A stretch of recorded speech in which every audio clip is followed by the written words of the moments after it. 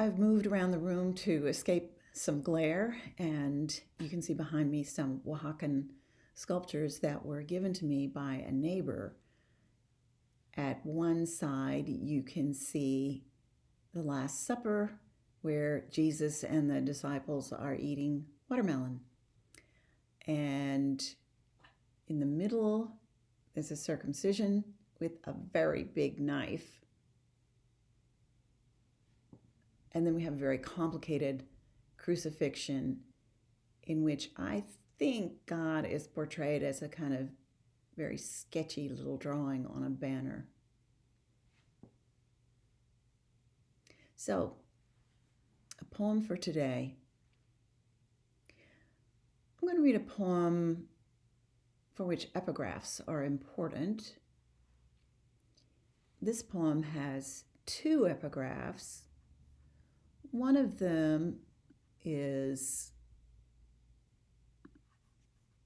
very short and very familiar, but then face to face, 1 Corinthians 13:12, or in its longer version, for now we see through a glass darkly, but then face to face.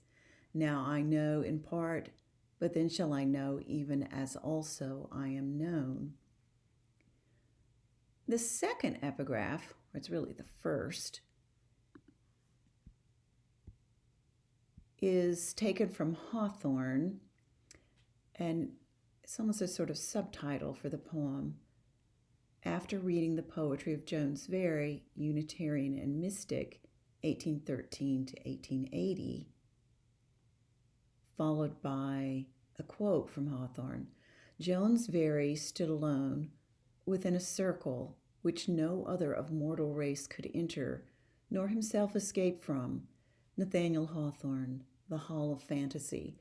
The Hall of Fantasy was published in Mosses from an Old Manse, I think in 1846, and about 3 years earlier it had been published in a magazine, and it included a number of passages which were struck when he included it in the book. There's a long passage about Emerson, and Emerson actually had some liking from Jones Very and assisted him. And then at the end of this passage about Emerson, there's this single line given to Jones Very. Jones Very stood alone within a circle which no other of mortal race could enter, nor himself escape from. And in that, he appears very much as a sort of figure that Hawthorne goes back to again and again and again. That is, the figure who has been left out of what Hawthorne called the magnetic chain of humanity. So we have two interesting epigraphs. The poem is called The Glowing Door.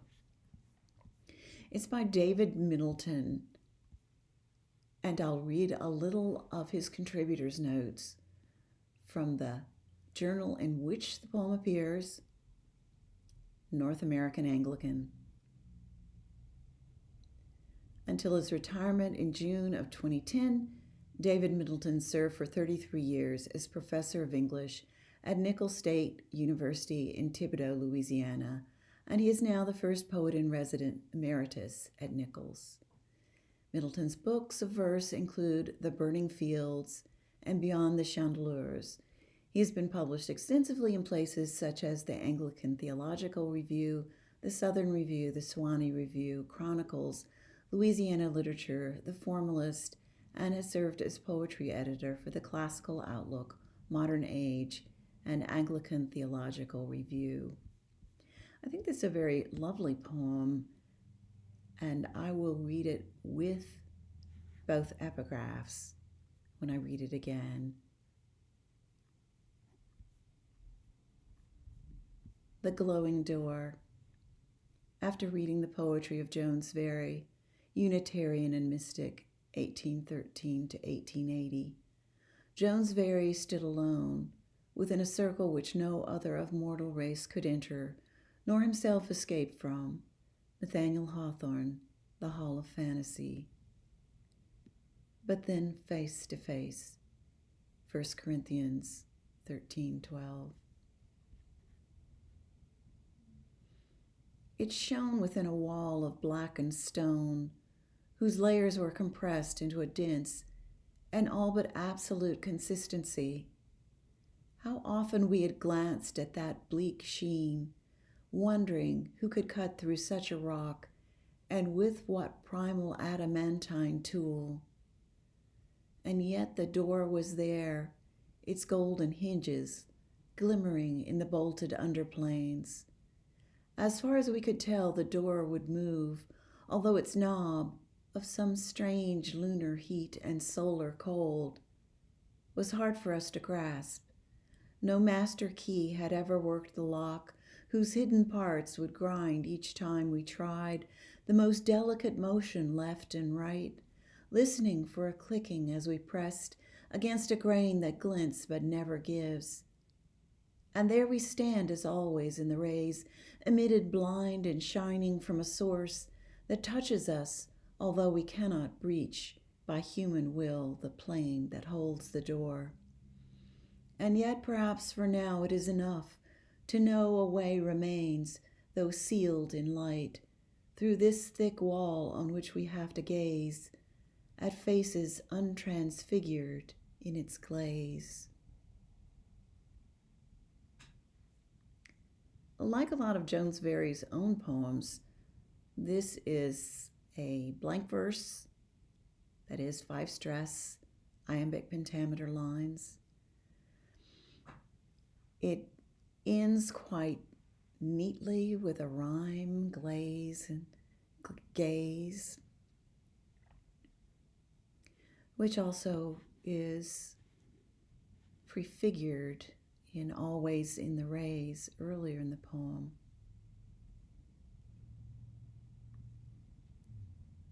Jones Very was a mystic. He was at times considered mad. He thought at one time he was the second coming of Christ. He was friends with the Transcendentalists. He wished to be friends, it seems, with Hawthorne, but Hawthorne did not see as much merit in him as Emerson did, or in his work. I'd like to read a little tiny bit of a Jones Very poem just to give you a taste. This is a poem called Enoch, which begins with him looking for a man who walked with God, like the translated patriarch of old, like Enoch, and ends with him thinking about shrines and temples, with God walking unhonored through the earth. For him no heart-built temple open stood, the soul forgetful of her nobler birth had hewn him lofty shrines of stone and wood, and left unfinished and in ruins still the only temple he delights to fill.